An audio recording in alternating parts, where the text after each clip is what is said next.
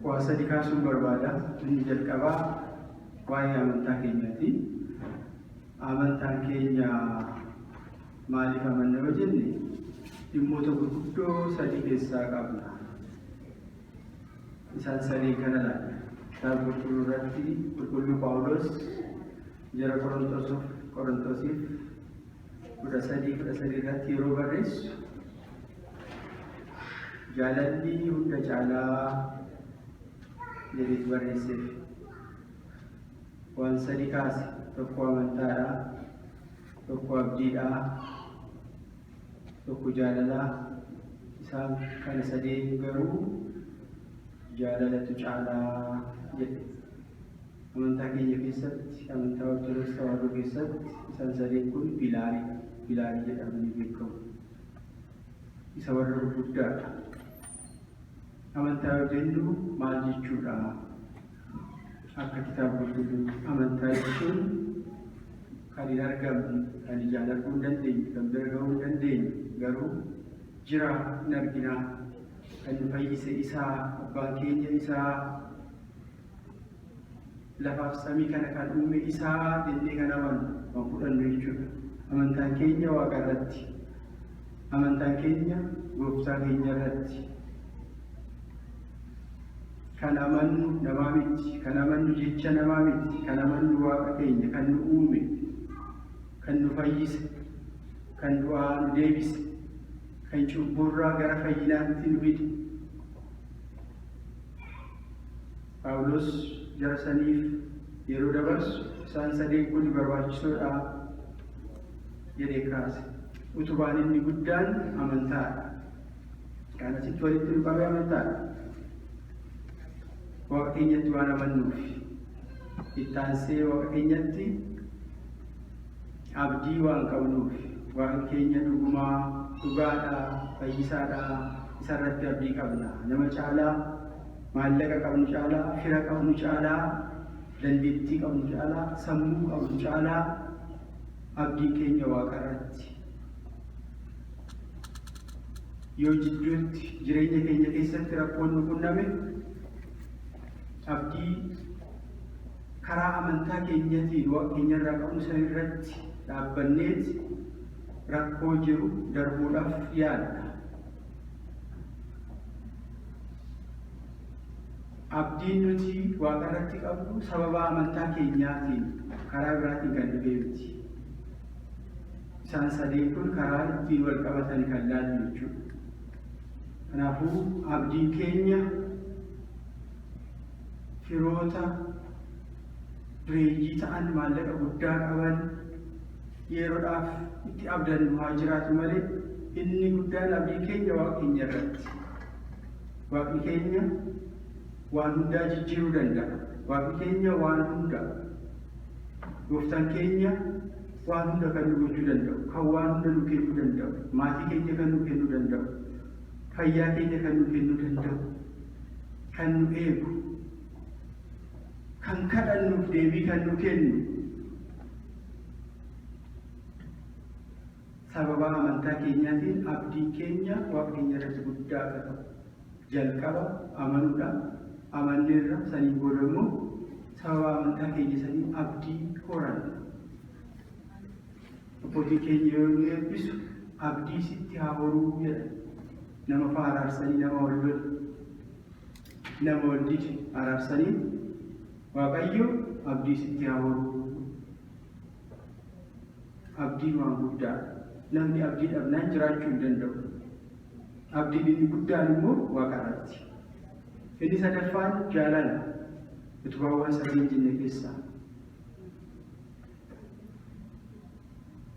Jaalalli isaan kan hunda jaala. Jaalalli inni jalqabaa jaalala Waaqayyoof qabu. Jaalalli inni guddaan nuti kan Waaqa keenya karaa ittiin jaalannu. Yoo Waaqayyo jaalalli qofa akkamitti nu jaalatee samiirraa gad bu'ee nurraa dhalatee haadha keenya dubartii Maariyaam irraa qulqulluu dubroo Maariyaam irraa dhalatee akka nu fayyise yoo barre qofa kan Waaqa jaalachuu keenya ittiin argisiisu. yoo akkamitti Waaqayyo akka nu jaalatee nu fayyise kan beekuu dandeenyu nuti deebisnee yoo isa jaalanne, yoo isa kabajne, yoo isa tajaajille.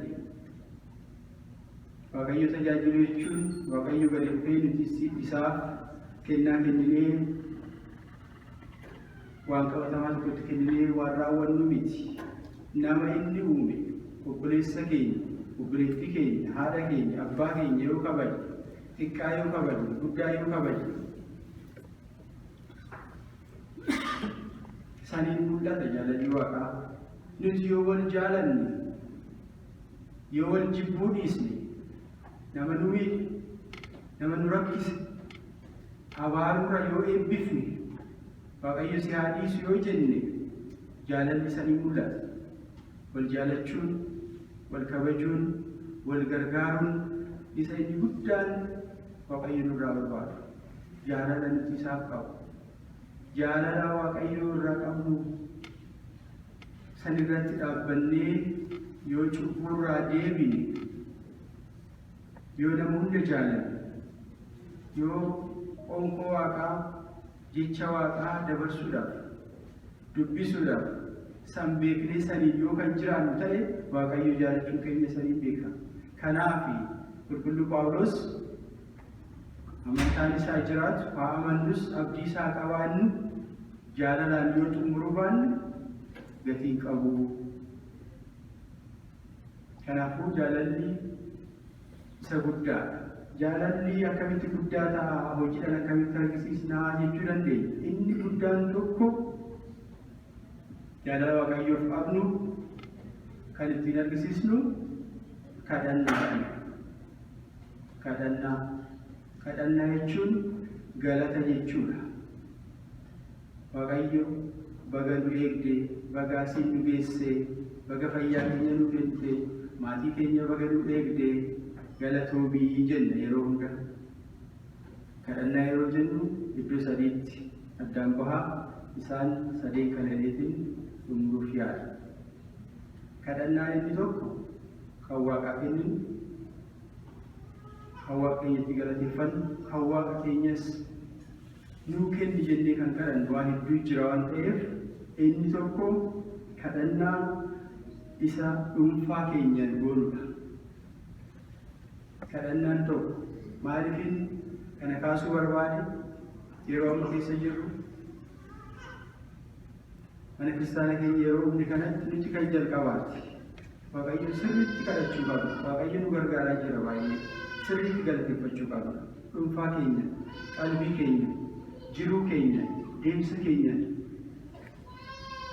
yoo galateeffanne malee cimuu hin dandeenyu. Rabbi nu gargaaraa jira, Waaqayyo nu gargaaraa jira, nu baay'isaa jira. Diinota keenya karaa dhabsiisee waan dubbatan haga wallaalanitti, waan taane akka dubbatanitti isaan gochaa jira. Kun hojii isaati. Kanaaf galateeffachuu qabna. Kanaaf Waaqa keenya ammas nu wajjin jiraatee akka nu gargaaru, akka humna nuu ta'u, humna isaatiin akka deemaa jiru, inni humna nuu ta'ee as akka geenye himuu qabna. Waaqayyo qofatti yeroo Waaqayyo qofatti himnu, yeroo nuti kadhannu, yeroo nuti Waaqa keenyaaf galata galfannu kan biraallee hin argaa. Isaan akkanatti Waaqa kadhatanii as ga'anii nu jedha boru. Waaqayyo isaan gargaaraniiti, nus Waaqayyo maatii Waaqayyo taama qabnu jedhee kan nu laalu hedduudha. Yoo bareennee Waaqayyo nu gargaaree bakka ga'uu qabnu geenyu deemsa keenya laalee kan nutti makamu hedduudha. Hojiidhaan fakkeenyaan nama hedduu barsiisuu dandeenya, nama hedduu fiduu dandeenya. Kanaafuu jaalala Waaqa keenyaaf qabnu rakkoo keessa turre keessaa nu baasee duraan akkanatti turre waggaa darbe ji'a darbe akkanatti turre walitti dhufnu waliin beeknu hundi wal bira dabarra turre har'a galata isaa hundi walitti dhufee jiru. Kuni Waaqayyotti himamuu qaba. Isa kadhannaa dhuunfaa kan jennu kan qalbii keenyanis lubbuu keenya keessa kan jiraachuu kan qabu, afaan keenya irraa kan baduu hin qabne, dubbii keenya keessatti, marii keenya keessatti, faarfannaa keenya keessatti kan himamu qabu kana. Dhuunfaa keenyan Waaqatti himnu jechuudha. Kadhannaa dhuunfaa, inni manattis ta'uu danda'a, iddoo hojii keenyatti ta'uu danda'a, nyaata keenya yeroo nyaannu ta'uu danda'a. Namni yeroo konkolaataa oofute tarkaanfii takka illee jennee gaafa jalqabnu maqaa Abbaa kan Ilmaa kana fura qulqulluu jalqabuun barbaachisaadha. Hin jennu yeroo hedduu hin baranne haalli nutti himamaa ture karaa biraatis waan ta'eef ta'uu danda'a. Kanaafuu kuni beekamuu qaba. Maqaa Abbaa kan Ilmaa fura qulqulluu sadan Waaqa. Kuni kitaaba 3-4 ta'uu danda'a odoo hiikamee sirriitti. Haalli kanatti barannee rakkoo waan tureef kanaaf qabachuu dadhabne. Irraayis fagaanne akka irraa fagaannus taane karaa irraa bannee turre waan ta'eef. Kanaafuu akka dhuunfaatti wanni goon waan guddaadha. Ani yeroo hunda dinqisiifadha namooti biyya kana eegalee wajjin hojjetu. Yeroo baay'ee namootuma amantaa ni hordofu odoo ta'een baay'een isaanii namoota amantaa maaliif kana nan jedhe. Yeroo waan xiqqoo akkas bakka reejistarii wal naqashiin jalqabe irratti godhu. Isaan nyaatas waliin nyaannee yoo fidan xiyya naftu sun akkana warra dhibbee hundi keessanuu dogotanii akkas jedhu. Saniin konverseeshiniin jalqaba. Saniin eenyummaan keessan mul'ata. Ati edaan akkas wata, edaan akkasis jira jedha. Because Waaqayyo maal jedhe Yesuus Kiristoos isin soogidda ta'aatii dhaqaatii mi'eessaa